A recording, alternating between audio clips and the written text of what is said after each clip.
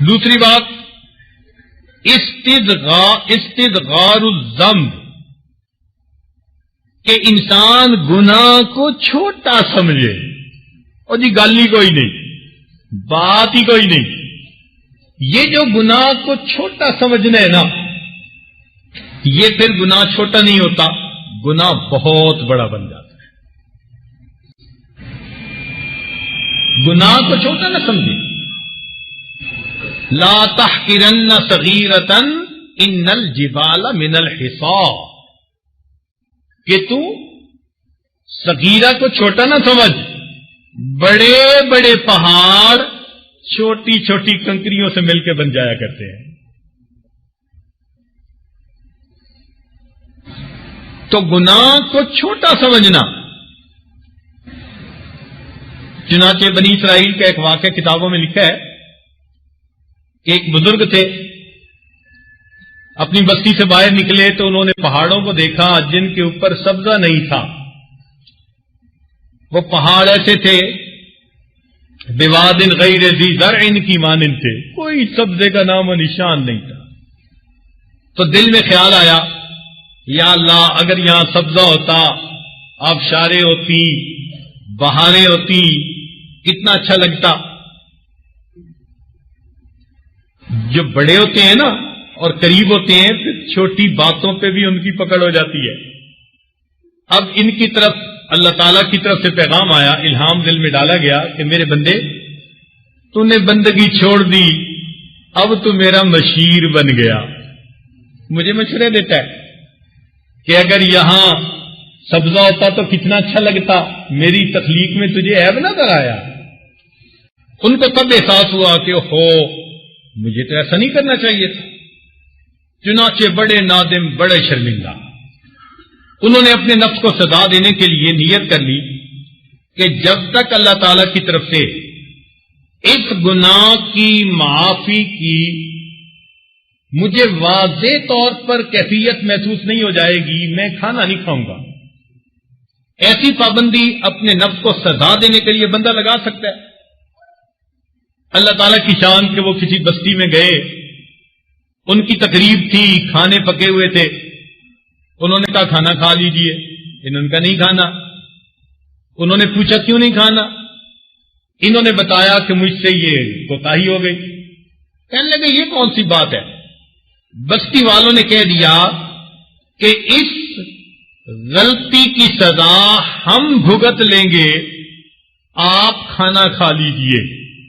جیسے ہی بستی والوں نے کہا، اللہ تعالیٰ نے ان کے دل میں الہام ڈالا، فرمایا کہ میرے پیارے اس بستی سے فوراً نکل جائیے، میں اس بستی کو عذاب دینا چاہتا ہوں. کیوں؟ میرے عذاب کو ہلکا سمجھا کہ ہم مل کے بانٹ لیں گے اس کی سزا، آپ کھانا کھائیے.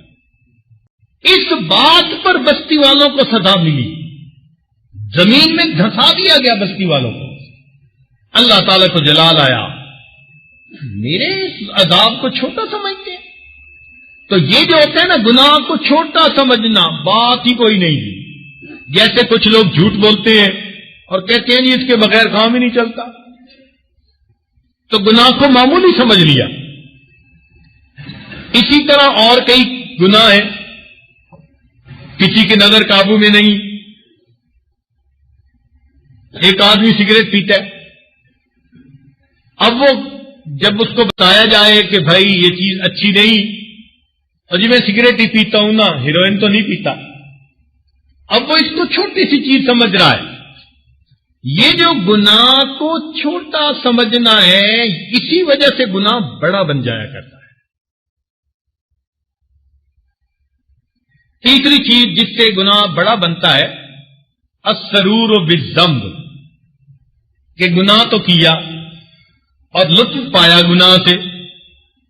بندہ کہ جی بڑا مزہ آیا گناہ کر کے. جب یہ الفاظ کہے گا تو یہ کوئی بھی گناہ جو اس نے کیا یہ چھوٹا نہیں رہے گا، اب یہ اللہ تعالیٰ کے ہاں بڑا گناہ بن جائے. چوتھی بات، ان یتہاون بستر اللہ، کہ اللہ تعالیٰ تو بندے کے عیبوں کو چھپائیں اور ستر پوشی کریں، اور یہ ستر پوشی کی وجہ سے اور جرت کرتا چلا جائے آگے، کسی کو پتہ ہی نہیں جی میں کیا کر رہا ہوں۔ یہ جو اس کے اندر اور آگے بڑھنے کی بات پیدا ہوتی ہے، یہ پھر اس گناہ کو بڑا بنا دیتی ہے۔ اور پانچویں چیز فرمایا المجاہرہ، کہ کھلم کھلا گناہ کرنا، یا گناہ کر کے لوگوں میں علل اعلان تذکرے کرنا۔ آج کل کے نوجوان دوسرے نوجوانوں کو اپنی کارگزاریاں سناتے ہیں، میں نے چوری کی تو ایسے کی، میں نے یہ گناہ کیا تو ایسے کیا۔ سنیے، نبی علیہ السلام نے ارشاد فرمایا کل امتی معافن الا المجاہرون، میرے امتی کی ہر غلطی کو معاف کر دیا جائے گا سوائے ان لوگوں کی غلطیوں کے جو علل اعلان گناہ کرتے ہیں۔ تو اس عمل سے بھی بچنا چاہیے۔ اور آخری چیز ان یکون رأسا یقتدی بہ، اگر کوئی بندہ ایسا ہو، امام ہے، خطیب ہے، استاد ہے، قاری ہے، صوفی ہے، جس کی لوگ اقتدا کرتے ہیں،